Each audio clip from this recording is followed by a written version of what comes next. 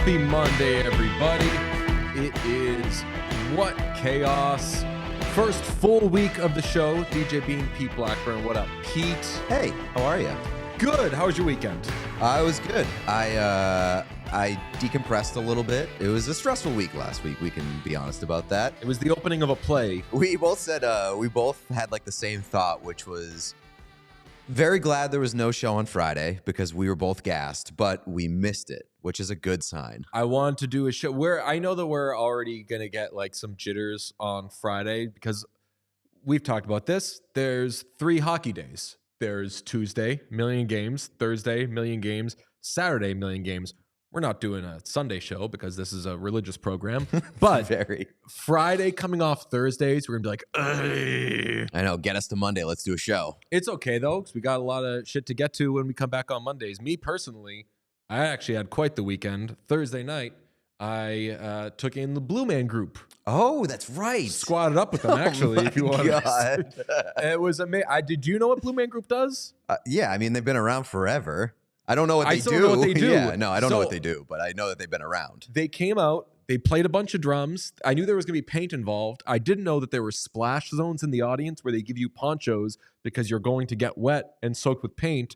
Half of it is them drumming. The other half, fucking with the audience. Okay. Going into the audience, putting paint on people. Like, it's a crazy ass show. Marshmallows involved at all? I remember they had a... There's a gross marshmallow thing. Where did they catch you with their mouths? Throwing it, catching with their mouths. And the guy he sucked in like 500 marshmallows. And I was like, okay, I want to Google. My phone was in my pocket, but I wanted to Google, like, has a Blue Man Group ever needed the hospital? Like, do they need to like rush someone to the hospital? He sucks all the marshmallows in his mouth and then he takes them out. And it's exactly what you would think it would look like. It's gross. And then he puts it down. And then he took out a sign that said like $500, put it in front, and was like, if anyone wants to buy this, $500. Except he didn't speak it because they don't talk. Okay. All right. I'll tell you what, though. Sounds like a weird party. It was, well, the NHL is a weird party. Sharks outscored 20-3 over the weekend. Bruins and Golden Knights suffered their first regulation losses. Jack Hughes, we now know, is week to week with his injury situation. Blackhawks sued by another member of the 2010 Black Aces. We'll fill you in on that. Andrew Mangiapane suspended for 1 game for his cross-check.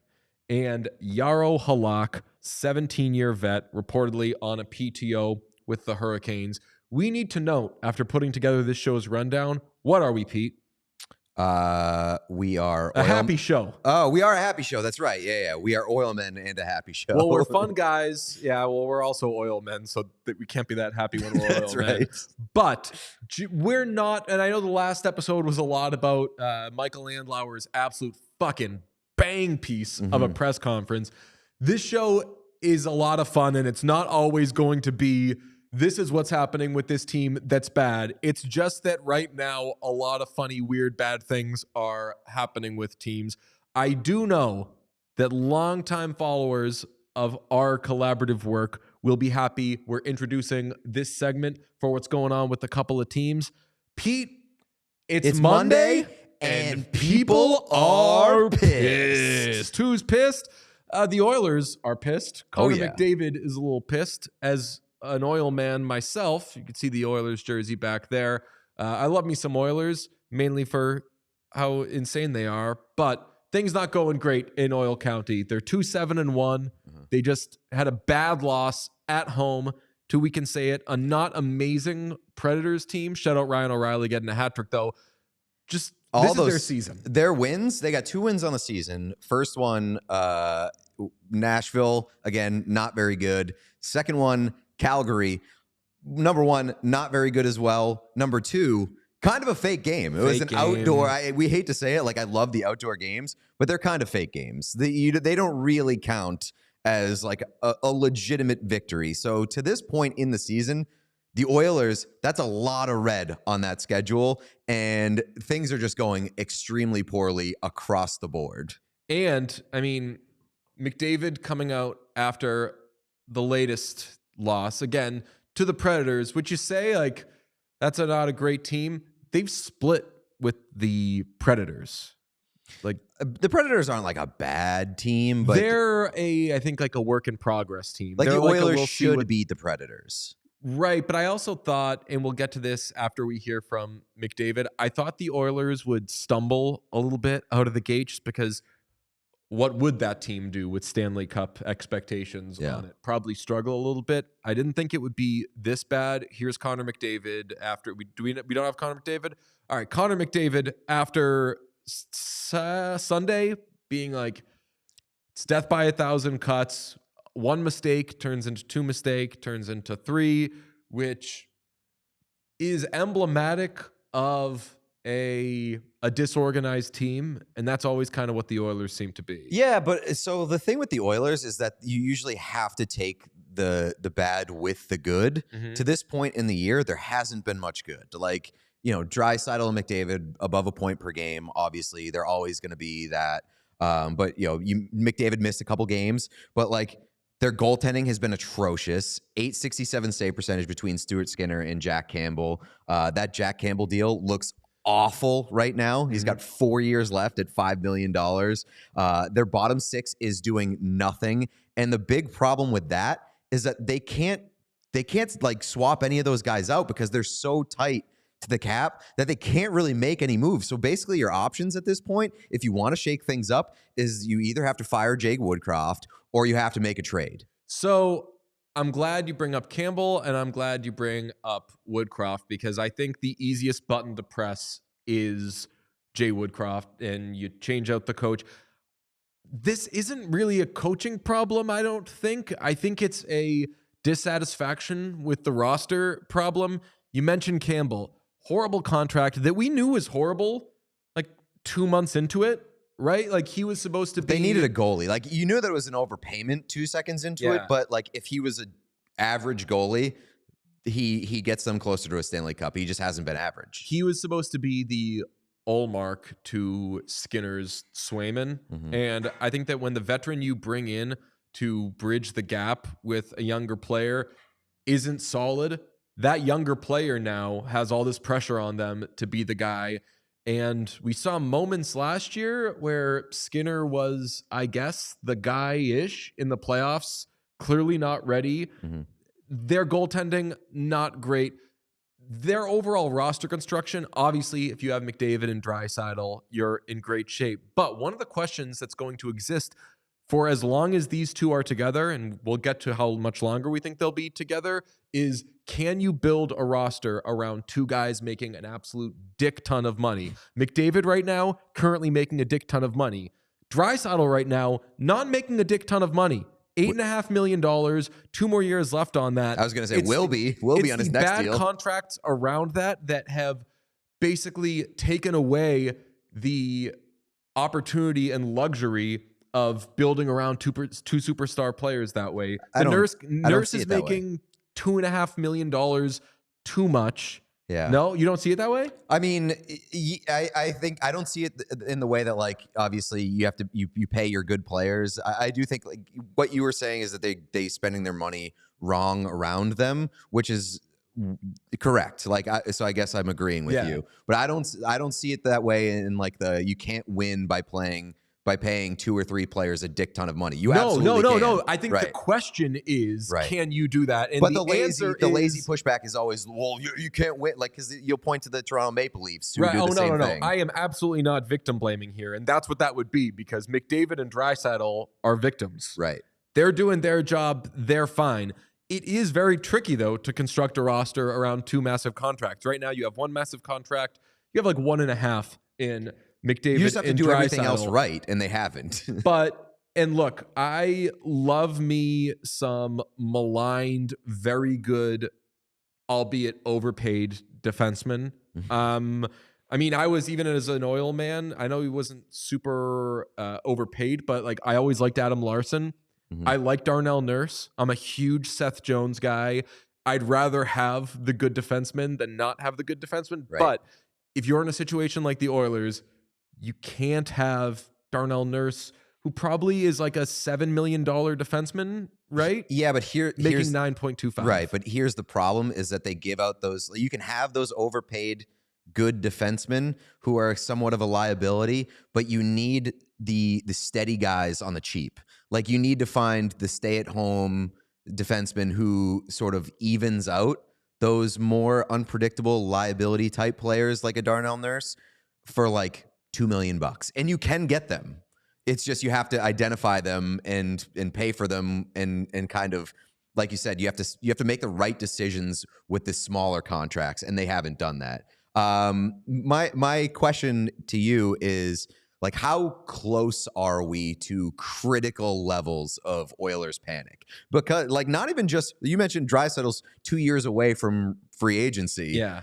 Like, if this year is shot in a month or so, do we start getting into a discussion of like, well, at what point do you consider unloading Draisaitl? I think that we know in a year if shit's going to hit the fan with the Oilers long term, because like long term, what you need to have for the Oilers is both of those guys locked in, and then hopefully try to do we'll talk about other stuff that happened with these teams in a bit, but like you try to do the like early 2010s Blackhawks thing of like, we can have super high paid guys, we just need to draft well and have superstars on entry level contracts. Correct. And then once they come up, we flip them and we try to sustain it that way. I think that in a year, if we don't see Draisaitl sign when he's a year out from free agency, then that's when you know things are kind of hitting the fan there. Because remember, Draisaitl, and this is like one of the better contracts Peter Chiarelli signed across any of his teams, signed 8 years and $8.5 million off his entry-level deal. That's an amazing contract. Incredible so deal. He probably feels like he's due a bit of, if not an overpayment, not a hometown discount. Well, it's also going to be probably his last big contract. Right. And McDavid, I think, might be more inclined as the captain. It's not necessarily fair, but to be like, hey, I can get sponsorships everywhere. I need to be the one that doesn't go $14 million or whatever he's going to get once he comes up. But I think that the Oilers have to look at Draisaitl and be like, he's going to cost us $12 million, something like that. And if he doesn't want to take that, then you get into, all right, do they move Leon Draisaitl? Again, this is a next year thing. Yeah, I think right. that, but you get your answer, I think, from him based on whether he signs like as soon as he's able to. Yes. Somebody in the chat said, like, what trade can the Oilers actually make?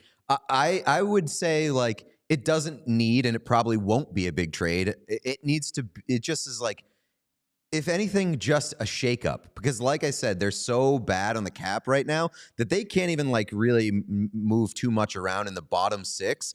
And like, it's one of those situations where if guys feel like their jobs are safe, there's no real fire in the room. And like, again, you're not getting anything out of your bottom six. So even if it's a very minor trade, it sends the message like, get your shit together or you'll be packing your bags. Like, get a little more uncomfortable in here. And right now, the vibes are just so bad in Edmonton. Obviously, the record's bad. The team's play is bad.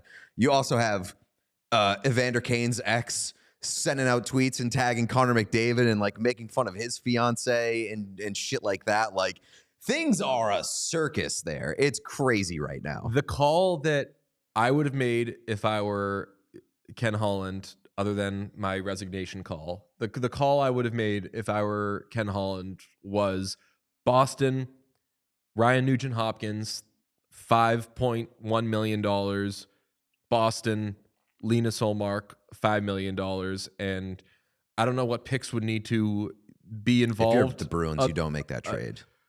I don't, like, if I were the Bruins, and I'm a Ullmark guy, but if I were the Bruins going into this season before you knew what Patra was, like, now you don't make that trade. Right. But in the offseason, as everyone, myself included, is crying, where are the centers? Then be like, yeah, like Nuge can come play center for you, and then everything can kind of slot right. As you said, though, like you don't do that now if you're Boston. But if I were the Oilers in the offseason, I would have been looking for more stability in net. And yeah, then from there, you try to, I don't know, like retain on Skinner, Campbell. though, and Skinner looked good for most of last year. So yeah, but I don't blame him for that. You have to learn the fuck. I mean, we've seen it a million times. We saw it with Carter Hart. We saw it locally here in Boston. I won't make everything a Bruins reference, but like the Bruins kind of learned with Andrew Raycroft back in the day of like, okay, Calder, awesome. Get out while you can. Yeah, like you're the only thing. And then like he comes Costanza with goalies. Right. And I mean, they end up turning him into Tuukka Rask. But even Tuukka Rask, who was like one of the great goalie prospects like ever by the time he hit the NHL, needed Tim Thomas to take a lot of the starts off of him. So they should have done something in that, even if they liked Campbell. Yeah. I'm sorry, Skinner. Things aren't just bad in Edmonton. They are also extremely bad in Ottawa right now. And we did not have the McDavid soundbite, but we do have the Brady Tkachuk soundbite from this weekend. So I say let that rip. Sean, thank you. It's frustrating, the negativity from the outside. It's the constant booing and kind of from the crowd too tonight was I understand that they're a passionate fan base. I understand it. I love it. But, I mean, when you face adversity, you don't turn your back on the guys out there. I mean, we're playing hard. I know it's frustrating right now, but it's not like we're giving up out there. We're fighting to the very end. So, to be honest with you, it's I was very frustrated tonight. It's interesting because like this is one of those situations where I don't think anybody's in the wrong. Like I definitely don't blame Senators fans for booing that team just because the team stinks right now. The team's a mess off the ice right now. They got to be exhausted and just being like, listen, we can deal with all this bullshit off the ice if you just get it together and give us a good product on the ice. So like, I don't blame them for booing and being frustrated. I also don't blame Brady Tkachuk for being like, what the fuck? Chill out. We're trying our best here. And I think that if you're a Senators fan and you kind of like sleep on it a night, I think you can wake up the next morning and be like, I like what Brady Tkachuk said there. I think that's a very good captainly move. I think it's a lot of leadership skills being shown by a young guy and his frustrations coming out in a way that's pretty palatable if you're a Senators fan. If I'm Brady Tkachuk, I'm missing the next game with a lacerated tongue from how much it must have been bleeding there, because you know he wanted to be like, Jesus fuck, like we're getting it from absolutely every direction. And as you said, like, and as he said, I understand why the fans would be bullshit, but I agree with you. I think that that's the right mindset for Brady Tkachuk to be like, all right, no one fucking likes us. I guess we're just gonna have to put our heads down and get through this. Because I mean, it's the only way. They've lost 5 of 6. 4 of those have been at home. They were awful in the second period the other day. Gave up, I think they were 1-1 through 2, and then gave up 3 in the second period, and then just got booed off the ice. Like, they are a mess right now, on the ice, off the ice. We don't have a fun Michael Andlauer press conference to save them every single time. I would love it, but like they need answers. Yeah, let me ask you this question. If you had a hot seat meter, whose seat is hotter right now, DJ Smith or Jay Woodcroft? I think it's Jay Woodcroft, because you just gave DJ Smith a vote of confidence, right? Like 2.5 hours ago. Yeah. And people think you're cool as shit if you're Michael. But by the way, do people think Michael Andlauer is cool? Or do we live in a bubble with Sean where we're all like, that guy's the fucking man, right? I don't really care. I don't really care what anybody else thinks. I like him. If you don't like Michael Andlauer, get a fucking life. If you didn't see it, Sean, do you have any of his press conference from last week? I didn't do fucking shit. I didn't rig shit. I didn't fucking do this. I'm not worried about it. I'm not worried about any of this. This world's fucking so fucked up. I'm done. Do what you want. Pull the plug. I'll kill you. Yeah, that guy rocks. I think that the answer is Jay Woodcroft. Like, his seat is hotter right now. I think the answer should be DJ Smith. I agree. Because DJ Smith was a bad coach last year. And I think that you could have entered into this offseason being like, short lease for DJ Smith if it doesn't start off too hot.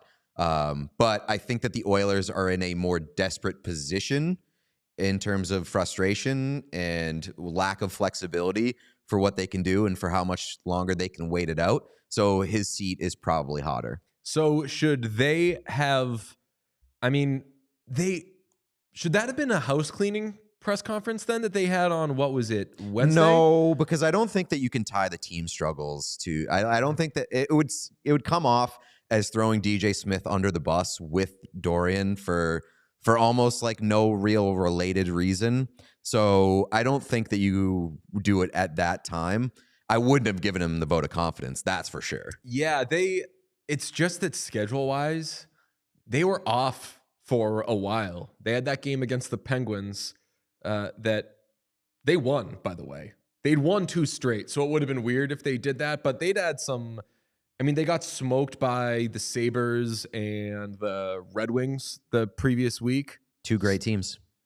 The Red Wings, I was ready to put them coming crashing back down to earth in the rundown for this show, but no, shout out the Red Wings. No, Red Wings rock. We could say something positive about them. They had the Bruins at first. And that was a great win for the Red Wings. It was. Horrible loss for the Bruins. Yeah, it was a nice, it was a gutsy win for Detroit, so shout out to them.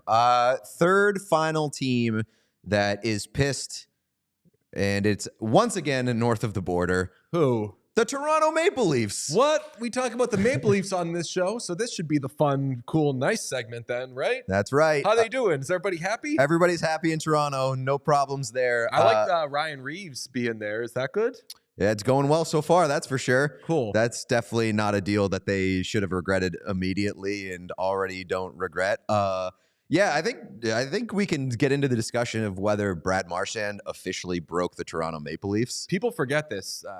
The lone guest on our show so far, there are no social clips of this, but Brad Marchand was on our show last week, and he was great. If you haven't seen it, check it out. Shout out 1,000 Instagram followers over the weekend. So pump the things to subscribe to. What Chaos Show on Instagram, What Chaos Show basically everywhere except for TikTok, which is just What Chaos. I want everything to be What Chaos, but they were taken. So What Chaos Show everywhere except for TikTok, which is just What Chaos. Okay, so last week, Bruins play the Leafs on Thursday. I watched it on DVR. I'd gone to Blue Man Group that night, actually. Oh, that's interesting. Brad Marchand in the corner gets tangled up with Liljegren. Liljegren goes down, we'll say. People actually were calling it dirty and like can opener and stuff like that. Like, I honestly thought it was guys battling. Did we talk about it last week? I don't know. Okay. No, because it was Thursday. Yeah, I didn't think that it was dirty. I think that I think Marchand's dirty. Maybe, so, yeah, like, right. We can all agree that Marchand's done some dumb crap over the course of his career. He'll be the first person to tell you. He told us. Love the person, dirty right. player. It looked like it could have been called a trip, but I don't think it was dirty. If anything, like Liljegren cuts into Marchand's ice. Right. And so like anybody who's calling for suspension, I think reaching a little bit just because it's Marchand. You got perilously close to talking about hits. That's true. We don't talk true. about fucking hits on this show. We don't break them down. Once you talk about like, Liljegren's leg was, we should have a lunk alarm for breaking down hits in this show. We should give that to Sean. Just and it's let just her rip. like the Department of Player Safety. Yeah, so that set off a whole chain of events. The Leafs bench was talking to Marchand, and you can see in the corner that one Tyler Bertuzzi having a great time reacting to what Marchand was saying, but who wasn't having a great time with that clip was our pal Steve Dangle. Roll the clip. Want to talk about someone else? Tyler! It's pretty funny, huh? It's pretty funny. Get off the Toronto Maple Leafs. 10 points in 7 games. All you were able to get is a $5 million one-year deal. I wonder why. What a teammate. What a teammate. Oh, yuck. What knee slapper was going on there on the ice? You just got demoted to the 4th line. What? I could pull a Brad Marchand and kiss Steve Dangle for that clip. For real. So fucking good. And so, since like, you gotta know, folks, I don't know Steve too well. You know him better than I do. Yeah. That is 1,000% from the heart. That ain't some yeah. scripted. That is some real, like when he yells, "Get off the Toronto Maple Leafs," he fucking means that. I mean, that is absolutely going to be cut and clipped and packaged for any time that we talk about the Maple Leafs the rest of the season. We don't want to talk about them Get anymore. off the Maple Leafs. Get off the Maple Leafs. I sincerely love Steve with my whole heart. And I've been literally following Steve since I was a freshman in high school. So, like, he was one of the first people that I was like, I want to do what this guy's doing because I love him so much. Absolute bozo and a Looney Tune sometimes. And I say that with all the love in my heart, but holy shit, what a clip. I also saw that clip. Somebody had tweeted, Bertuzzi needs to be saved from this fan base. Yeah. And it was a still of the shot on the bench. So I didn't know what the clip was going. Yeah, I didn't know that it was took me forever Steve. to watch it. So yeah. like, I love that he is the like derogatory this fan base. I love him. I love the Leafs fan base. It has been so fun to watch just be completely on fire to start this season. Yeah, the Ryan Reeves thing. Reeves came out this weekend and was talking about how like Marchand was lucky that Reeves wasn't on the ice again, when it turns out he actually was. They shared the ice, I believe, in 2 separate shifts after that clip happened, which tough look for Ryan Reeves to be the tough guy who's like, oh, you're lucky I wasn't out there.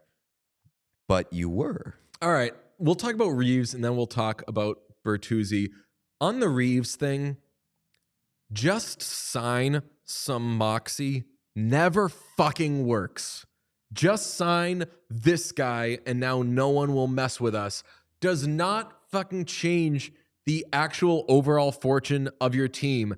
The Sabres did it back in the day where they were like, we're going to get Steve Ott, and I forget who else they got.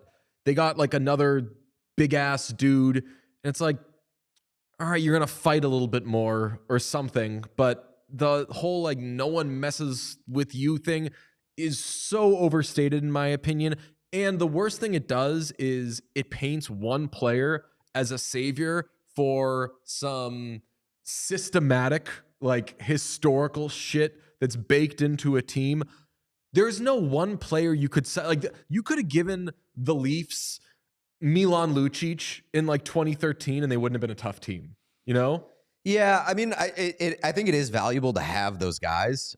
You definitely have to have that element and that edge to your game, but like it has to spill into the team culture. Like you can't hire basically a mercenary and be like, handle 100% of this job and this task for this team, which, you know, to the Leafs' credit, they tried not to. They got Reeves, they got Bertuzzi, they got Domi, and I think that they were hoping that that would change the culture. It clearly hasn't through the first dozen games or so. Like this team just has no balls. It has no balls. It has no edge. Those guys haven't changed a thing. It's made it even more embarrassing that they haven't responded in situations like that. But I don't want to like say that there is no importance for a guy like Reeves or like Bertuzzi or like Domi. The idea that they're a plug-in cure-all, which is Right. always how they're treated. Exactly. They're always seen as good. Now no one will fuck with us. Yes, they fucking will. It's one guy. Right, but they will. Teams will always fuck with you. Yeah. If they find the opportunity, they will fuck with you. Making them think about it because they may have to pay for it later there is value in that. I think it's becoming increasingly dated, though. Well, I think employing guys for that sole purpose is becoming increasingly dated. Yeah. Like the thing about Ryan Reeves is that he's not a great hockey player. Outside of that, like that's the element that he brings. But there are a lot of guys across the league who bring that element while also contributing offensively, you know, defensively, just having a positive impact. I think that you have to be a well-rounded player in today's NHL, where if you're bringing that, you have to bring something else too. And Ryan Reeves, as he gets older in his career, is bringing less and less of the other stuff. And that's what brings us to Tyler Bertuzzi, because I think that you sign a Ryan Reeves, and ideally, if there's a power forward out there, which like good power forwards are not only tough to get, they're tough to get without fucking up your roster because you generally have to pay dearly for them. Mm-hmm. And the contracts always age horribly. Leafs know it with Clarkson. Milan Lucic in Edmonton. Like Boston fans right now, when Lucic is happy, they're healthy as a clam because they have him for $1 million. But when you have to pay $7 million or whatever for that, it's tough. I, as a Bruins observer, didn't want Boston to sign Tyler Bertuzzi, whom I love, just because I didn't think that contract was going to age well. Him on a 1-year deal should be the fucking cat's pajamas. And it isn't. And I don't totally know why he isn't fitting in there. He should, especially being on a 1-year deal. He's got a great mindset and attitude. Like, he's the type of player who I would think would actually show the fuck out on a 1-year deal. What's happening with him there? I think there might be too much pressure on him to be like a guy. And I know that might sound weird to say in Toronto, where they have a lot of guys. They got like the their best top guys. 6 Yeah. is stacked. But like Bertuzzi coming in as sort of the headliner in the offseason, I think adds a lot of pressure. Whereas when he came to Boston last year, that team was already stacked. He was just kind of a plug-in, and I think that he could blend into the background and contribute and do it. And because he seems like the kind of guy who likes to be left alone and just show up every day, do his job, and leave. And whether it's the pressure of being in Toronto and like that media, that landscape or whatever, or just the pressure of being the big offseason signing to get them over the top, I think there might be a little bit too much pressure on him. Maybe the contract year also doesn't help with him having to, make his money for next summer. That could be another added element, but I think that he's probably feeling it every day off the ice as well. It surprised me that Detroit didn't sign him. It surprised me anyway that he got a 1-year deal, and I know that teams are very tight up against the cap, and that maybe this could be a next year thing where the cap goes up and then everybody can spend. But when he didn't go back to Detroit, I was like, what am I missing here? Yeah. They get a free first-round pick. And this has happened a lot across other leagues where you trade a guy at the deadline, say, hey, come back to us in the offseason. We'll talk, see if it can work. Detroit's, I guess, doing just fine-ish. Got to brink it, man. Without him, yeah. Dylan Larkin's tears were dried up pretty quickly when they signed Alex DeBrincat. Yeah, I will defend, and I was talking to Sean about this. I'll defend Bertuzzi laughing on the bench. Because that laugh could mean anything. Yeah. That laugh could be like, he knows Marchand. He said before the game, he was like, I know Marchand. I know he's going to try to pull some shit. Yeah. And that was my reaction to it. Obviously, I understand the frustration if you're a Toronto fan and he's not really performing and then he does that. It's like you need to bring one thing or the other, like produce or be a thorn in the other team's side. And he wasn't either of those things, but I think an overreaction. All right, what we should get to the next thing. Yes, there has been the biggest news of the weekend. Another member of the 2010 Blackhawks is suing the team. The Blackhawks were named a defendant in a lawsuit from a John Doe. He's a member of the Black Aces, which is like the postseason practice squad, alleging that former video coach Brad Aldrich groomed, harassed, threatened, and assaulted him during the 29-10 season, and the Blackhawks suppressed his complaint. This is all from a Chicago Tribune story, by the way. The lawsuit names the Hawks as the sole defendant, seeks a jury trial. He's the second member of that 2010 Cup-winning team to come forward about Aldrich. Kyle Beach reached a settlement with the team in December 2021 and fined the Blackhawks. The Blackhawks were fined $2 million by the NHL. Aldrich, if you don't know, left the Hawks after that season, June 2010, had some other jobs. Yeah, maybe the worst part is we went to work with young people because the Blackhawks let him off the hook. Right. Went to, worked with a high school or a college team or something like that. And had enough further incidents that he's a registered sex offender. The Blackhawks lawsuit allegations are, and this is again from the Chicago Tribune, that Aldrich sneaked into the bedroom while John Doe and a woman were having sex, tried to insert himself into the encounter, making his presence first known by playing with John Doe's feet in the dark, offered to pay for John Doe to receive sexual favors from a masseuse if Aldrich could watch, and on multiple occasions approached John Doe from behind, grabbed him in a hugging gesture, ground his penis against John Doe's back and rear end through his clothes, sent harassing text messages, and sent a text message stating that he could give oral sex better than any woman could. We have the Blackhawks statement that they then put out to the Chicago Tribune saying that they take the allegations of workplace misconduct and organizational response very seriously. It's why over 2 years ago, they commissioned an extensive independent investigation into the troubling events that occurred in 2010. We've changed a lot as a result of what happened, implemented numerous positive improvements throughout the organization to ensure the safety and well-being of our players and employees. This includes completely rebuilding the leadership team with personnel who demonstrate our values and bring the right subject matter expertise in the critical areas of compliance and human resources, an expansive mental health program, and now reporting mechanisms and training for all employees. Until we learn more about this pending litigation, we will refrain from commenting with any additional specifics. Obviously, fucking horrible that there is more than one case of this with Aldrich and the Blackhawks. Obviously, credit to the victim for coming forward. It's not always possible or easy for victims to do that. So that's a step in the right direction. But Jesus fucking Christ. I know. I mean, every single thing that you learn more about this dude just is worse and worse. Like, it's all-time fucking weirdo and just horrible dude. And I liked Mark Lazarus's column on it yesterday, and he basically said, you know, it's good to be excited about the Blackhawks right now and Connor Bedard and kind of the future of that franchise and turning the page. But it also is important to remember that, like, you can't just leave this shit behind, and you have to also recognize, learn lessons, and remember kind of how you got here and where you fucked up in the past. And, you know, there is a lot of talk about the Blackhawks and kind of moving forward this year. And the Kyle Beach stuff seems like forever ago now because of the Bedard mania. But it's important to kind of keep that in your brain as well. Oh yeah, people are still hurting from the people of yesteryear. Especially like seeing I would assume, like, especially seeing the excitement around the Blackhawks.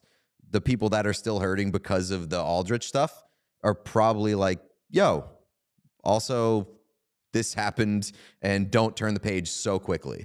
All right, this is it's a young show. We're figuring out what it is. We have a pretty strong idea of what it's going to be. It's going to be fun stuff with players and everything, and we're going to talk about whatever's happening in the NHL. But we all agreed that this is where it's appropriate to be newsy and catch people up and just like make sure everybody knows what's going on with shit on and off the ice in the NHL. Yeah, I mean, like I would love to not cover this stuff. I'd love to not talk about it. I would love for it to not exist. But when stuff like this happens, we will have to talk about it because we want to cover the good and bad. We want to keep anybody who listens to the show up to date on what's going on in the NHL, whether it's good or bad.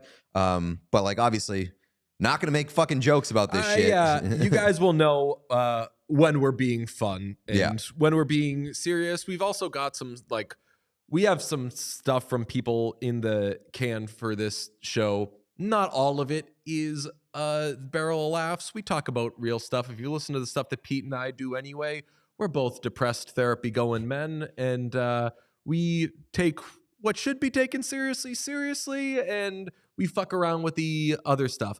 I'll tell you what I've been fucking around with. I know what you're about to say. Gut health. Gut health. Pete had not had Ollie Pop until recently. Get in here. And get in here. There you go. Once we were kicking around places we want to work with, Pete found out about Ollie Pop through me talking about my gut health.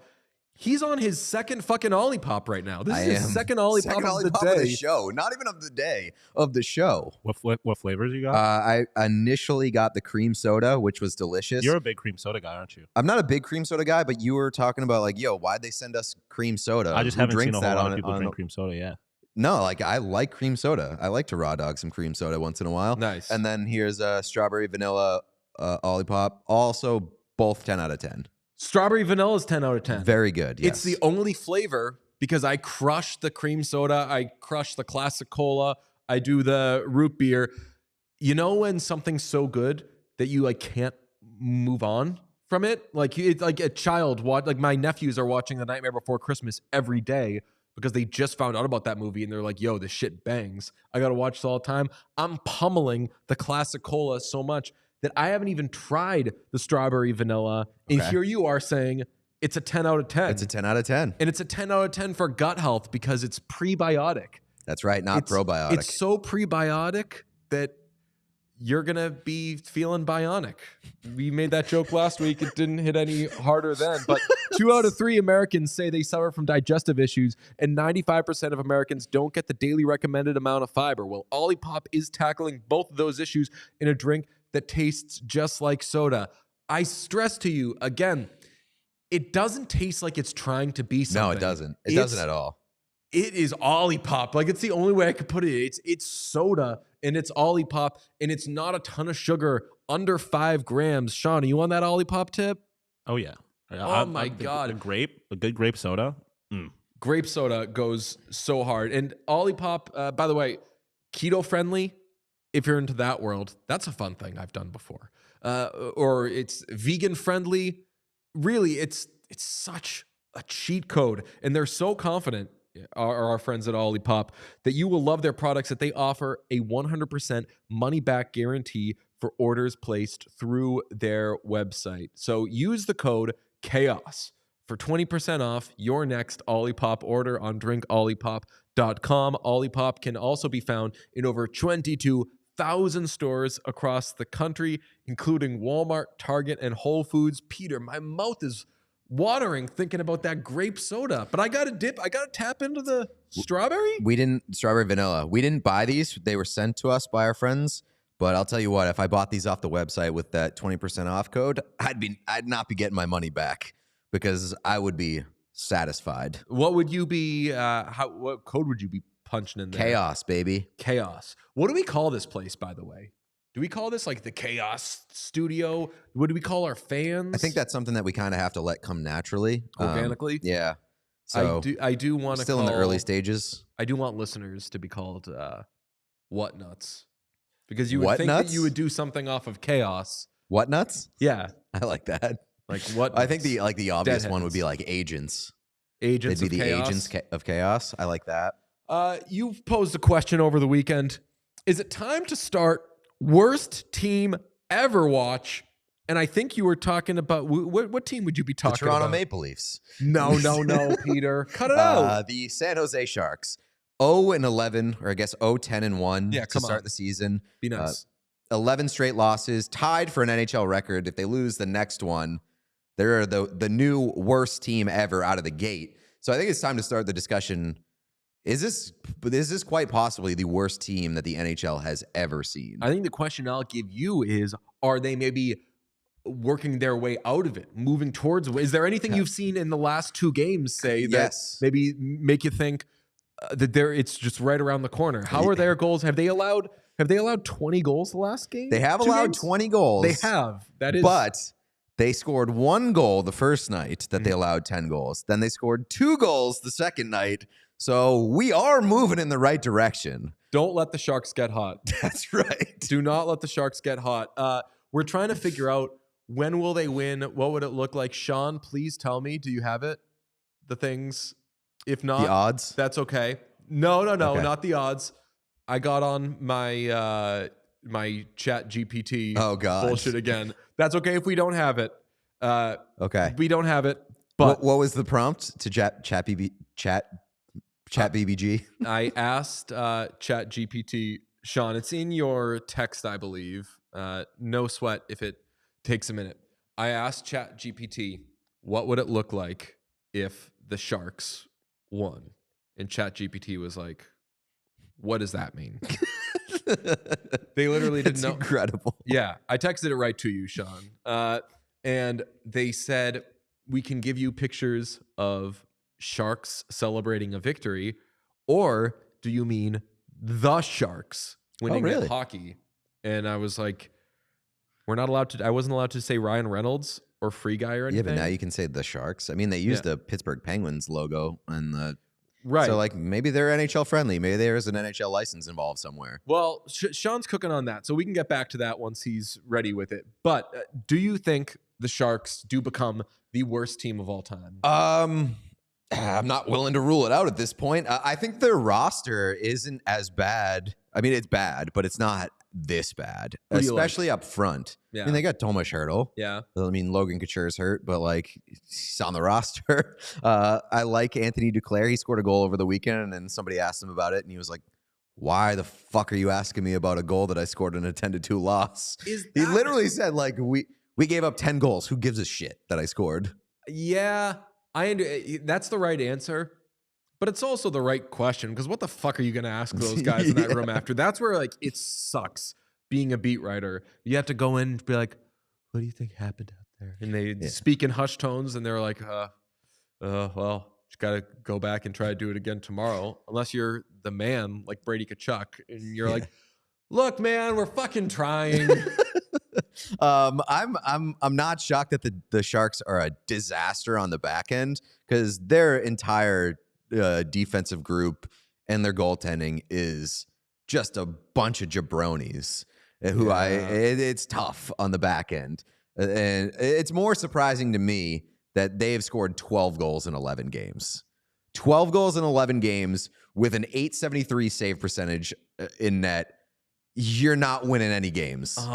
Well, I mean, we talked about my namesake, DJ Smith. Mm-hmm. We talked about my oil man, Jay Woodcroft, is friend of the show, Quinny, in any sort of trouble. Shouldn't be. I saw him answering questions in post-game interviews, which I guess it's kind of fair to be like, you've given up 10 goals in 2 straight games. First team to do that since like 1965. Fair to ask the question, like, are you a little bit worried for your job now? But he shouldn't be worried for his job. The Sharks should be thrilled with how he's coaching. They're supposed to lose games. Yeah. And also, I know Sharks fans aren't going to want to hear this. It's too soon. It's 11 games. They've lost 11 games. No, but like I'm saying into the David Quinn tenure. Like, correct, yeah. We're bringing you on to get through this rebuild. And typically teams do talk about like, this is how many years you have. And a lot of times you end up getting canned before that. And that's where the NHL and professional sports aren't totally fair. I'm over to the corner of my eye. I can see Sean working. I'm trying to not things, look at it. It's so fucking funny. But it's too early to pull the plug. Well, he hasn't been given a fair shot. He hasn't been given a good roster. I don't like the idea of firing a coach. I mean, it will be tough if they go 0-82. Like, you got to win some games, even if you're given a shit roster. So, I think it's too early. I think he's doing what the Sharks need him to do. They need to lose.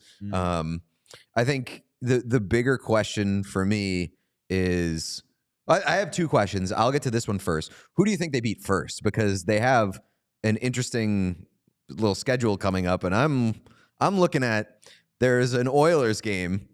They don't play the Oilers next. They play the Oilers the game after their next game. I think this is shaping up for an awesome opportunity for the Oilers to hit like code red by giving the Sharks their first win of the season. I think the Sharks need to beat the Flyers tomorrow, Tuesday. Like, I think what?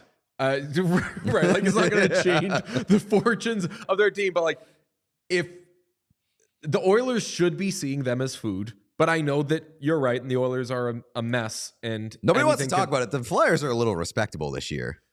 Flyers are respectable, but they're also a little banged up right now. Yeah. So I think the Sharks, if they wanted to not get like really, really, really bad, which it already is, if they don't want it to get even worse, beat the Flyers tomorrow, and then you can go and lose 3 in a row probably, or go like 2-1 against the Oilers, Knights, who the Knights got. I'd be pissed off right now. They're like, what the fuck? Somebody beat us. And the Ducks. And they got the Panthers. Boy, oh boy. This could be. So the Sharks' upcoming schedule: Flyers, Oilers, Knights, Ducks, Panthers, and then finally the Blues. Mm-hmm. Which, like, I think they're winning. If I can bet that Blues game right now, you can. I think like Sharks win that. I mean, there are look ahead. There's an ability to bet on who the Sharks get their first win against on FanDuel. Well, thanks to ChatGPT and Kevin O'Connor for teaching me how to use all these things. We do know what it would look like if the Sharks won, folks who are watching. That's incredible. Pete, could you describe to anybody who's just listening on audio? If you're listening on Spotify or wherever you listen to your podcast, this is basically a like a birthday party banner that says "We won" and some angry and happy looking sharks. One with a crown on its head, kind of like the Finding Nemo shark. That's fish are friends, not food. Mm-hmm. And there's buried treasure that they're swimming above.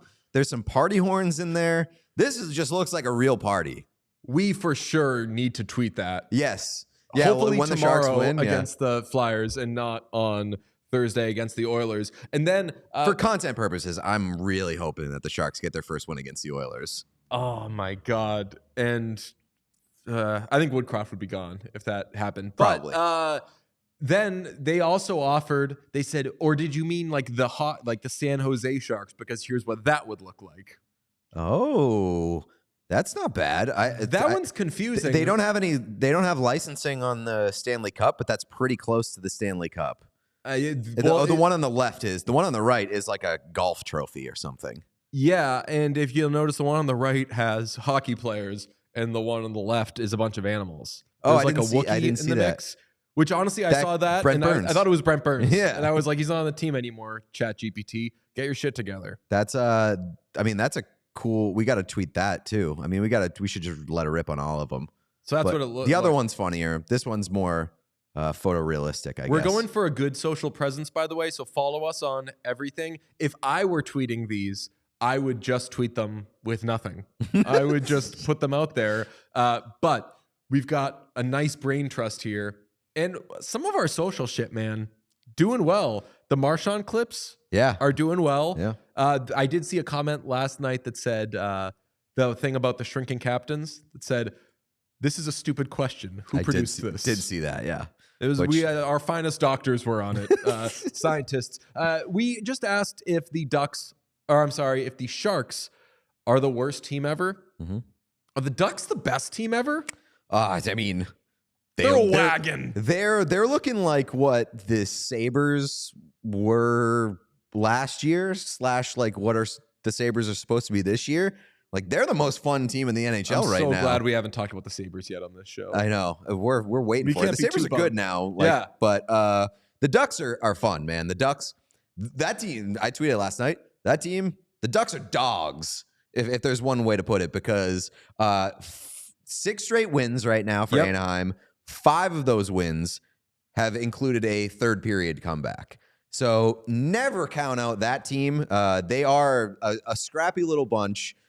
Mason McTavish rocks. He's had 3 game-winning goals. He leads that team in points. He for sure looks like the real deal. I'm not willing to say that this Ducks team isn't the real deal either. I don't necessarily think that like they're a Stanley Cup contender, but this team could be a playoff team. I don't think I see a whole lot here that's not sustainable. One day, maybe we can put it on like the Patreon that we have for our other doings. But one day we'll show the pilot episode of What Chaos. When we were shopping this show around, we did some pilot stuff, and it was before the NHL draft lottery, and we talked about for whom it would be rigged and who we wanted them to go to and which team would do something dumb, a la hiring a coach that wouldn't work with the young player and all that stuff. My pick for Connor Bedard was please have him go to the Ducks, because I thought that roster outside of Zegras, that's just a fun roster. I love that Frank Vetrano has come alive and is like that Zegras is like your first pick for actual stud. What? I know that he's probably like the most name brand guy, but I think he's probably like the 3rd or 4th best player in that team. No, he's not the best player. That's what I'm saying. Like, he's like the flashy guy. Right, exactly. But I also don't like that with Zegras, every time you talk about him, we have to be like, he's not like that good, right? Like, he's got some. Like, I mean, if that discourse continues, he might end up being underrated. You think so? Like, if everybody's just like, he's not that good of a player. I mean, he's a good player. I'm not saying he's not that good. I'm saying he's not like that good. He's not that good. That good. His team's kind of a fucking wagon. Hope to get Frank Vetrano, by the way. Zegras has been like the least talked about guy, I feel like, this year. For if No, you like were the to last 2 years, people haven't shut the fuck up about it. right, because they thought that he needed to carry that team. I think it's becoming more clear that he doesn't need to carry that team. And like right now, if you had said before the season the Ducks were going to win 6 straight games, basically heading into the early November, you would think that Trevor Zegras would be a big part of that. He hasn't really been. It's been Frank for Toronto, Troy Terry, Mason McTavish, like that group. And all of those dudes are really good. So this is a good team, good young team. And I love Troy Terry too. Very, very good player. So. By the way, I just said absolute stud. Another thing we're going to shoot for on this show, we're fine with people referring to every hockey player as a beauty. That's just typically not our real like lexicon. Nope. We don't say things like chill too much, but we love people who do. If you notice though that we're a hockey show that doesn't talk like that, don't be alarmed. We are just we love you anyway. Kind of speaking our language. Got to give some credit to Greg Cronin, Ducks coach. Yes. When you have a team that young that is coming off a year in which they were terrible, they look confident. They look a little fearless. Mm-hmm. They're going to the dirty areas. They're coming from behind. They look good, and they look like a well-coached team. So a lot of credit to Cronin. I think that he's turning the ship around there. A lot of confidence to be had in this start. We're going to tease a very special guest on tomorrow's show. But first, let's do our 3 stars from the weekend. And thank the heavens, Pete, Jack Hughes is merely week to week. Merely week to week. So I have to give a big old first star to the doctors that saved that guy's life, apparently, because this has been the most dramatic injury saga that you could ever hope for in the early going. I know Connor McDavid got injured, but like the Jack Hughes injury was a real soap opera because it looked rough when he went into the boards shoulder first, and just the dramatics and like the discourse that was coming out of that was like, oh my God, what are we gonna do? Oh my God, Jack Hughes.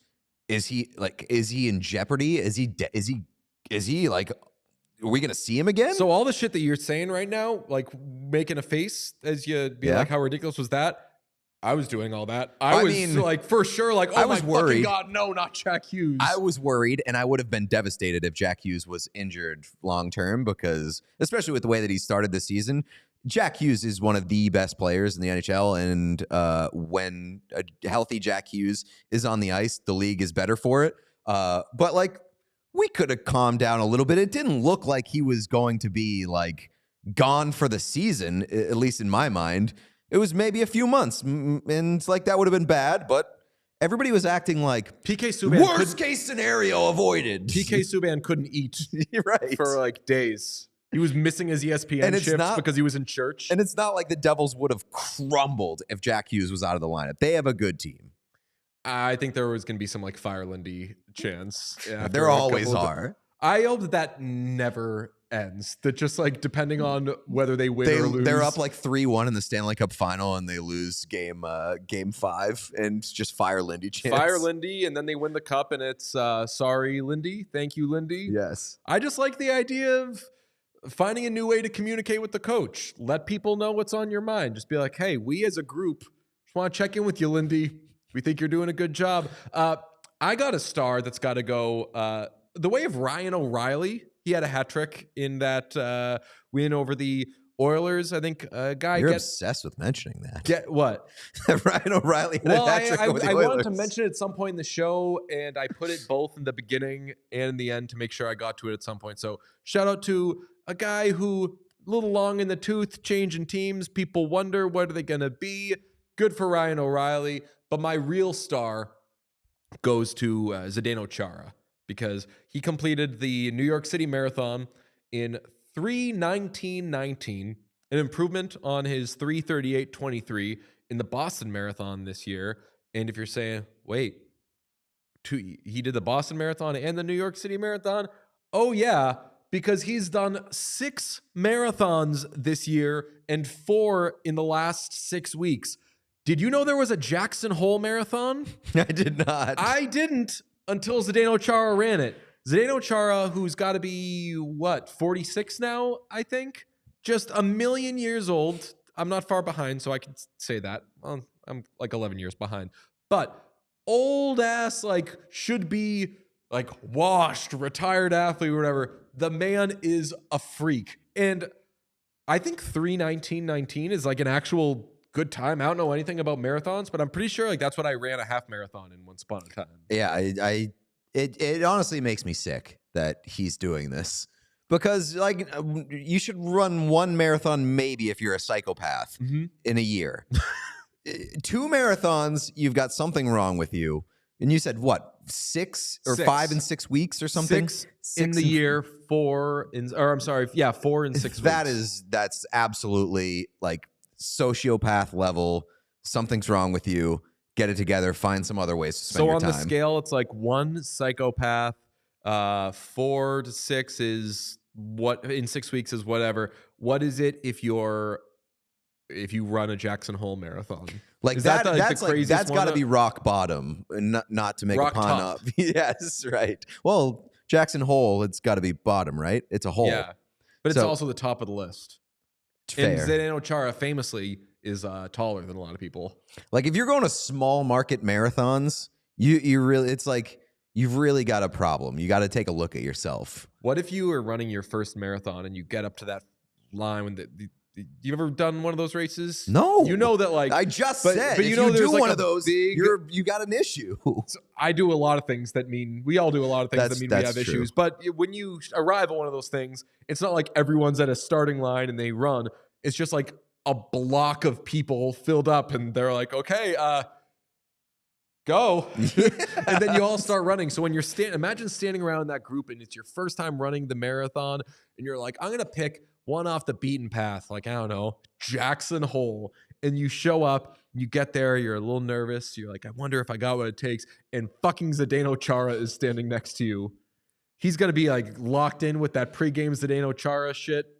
I would try to run as close to behind Zdeno Chara as I could for that entire marathon. Because you ever hear the concept of drafting? Yes, but I don't really know what it means. It means the airflow that comes will like in race car driving, it like flows over the windshield and it prevents more resistance. So if you draft behind a car, you're missing that airflow that provides resistance, and you have like an easier time, and I think you save gas mileage. Yeah, it's why some people drive really close behind like 18-wheelers sometimes, which is super dangerous and you shouldn't do, but like get me in theory saves you gas. Yeah. Wow. Yeah. It's the air drag. So to save gas in a marathon, I would run very close to Zdeno Chara. But, and this is a family-friendly show, you have to consider if you're running behind, if you're drafting of an extremely tall person, where is your face measuring to Mine's the right. rest of that person's Mine's body? right in this Jackson Hole.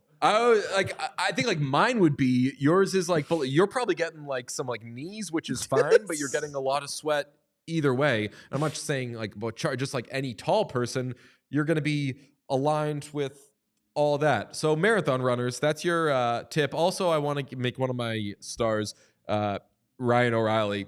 We've got a very special show coming your way tomorrow. We said that Marchand is not the only star guest we have on the show. We said we have more. Here it is. The Chicago Blackhawks are very proud to select. I was just like getting called a robot. Do you mind that? I just play hockey, guys. Connor Bedard on the show tomorrow. Yep. Very exciting. And if you heard it in that clip, he's been called a robot before, so it's our investigative report into finding out whether or not Connor Bedard has a personality, whether we can make him laugh. That was a big goal of ours, so let's see how it goes. But I'm very excited that we have Bedard on the show as our second guest. That's a big thing. The cool thing about pre-taping these is if we don't think they're that good, we don't need to pub them that much, and we can just kind of let them fly under the radar. We're telling you, don't miss this. It's a good interview. It's a good interview.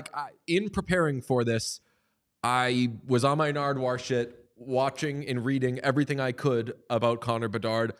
This, other than Connor Bedard playing hockey, is the best Connor Bedard piece of content that will be out there. I would tend to agree. I'm very excited about it. I was very excited about once we wrapped.